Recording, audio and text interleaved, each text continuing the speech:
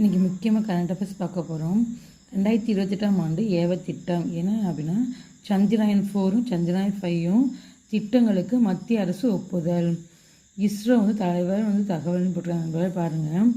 நிலவு பயணங்கள்னு போட்டிருக்காங்க பாருங்கள். சந்திராயன் 4ம் சந்திராயன் 5ம் ஓகேங்களா. இப்போ பாருங்கள், நிலவுக்கு சென்று அதன் மேற்பரப்பில் இருக்கும் மண் மற்றும் கற்களை எடுத்து வருவதற்கான திட்டமே சந்திராயன் 4 ஆகும். இத்திட்டத்துக்கு மத்திய அரசு அனுமதி வழங்கியுள்ளது. எவ்வளோன்னா 2104 கோடி நிதி ஒதுக்கியுள்ளது நண்பர்களே. 2104 கோடி. சந்திராயன் 4ல் என்னென்ன அனுப்புகிறாங்கன்னா LBM-3 மற்றும் PSLV-2 ராக்கெட்டுகள் மூலம் தனித்தனியாக விண்ணில் செலுத்தப்பட்டுள்ளது. சந்திராயன் 5 திட்டம் யாருடன் சேர்ந்து பண்ணுறாங்கன்னா ஜப்பான் நாட்டுடன் இணைந்து செயல்படுத்தப்பட உள்ளது நண்பர்களே. பாருங்கள், இந்த ரெண்டு திட்டமும் 2022ஆம் ஆண்டுக்குள் முடிக்க பிளான் பண்ணியிருக்காங்க.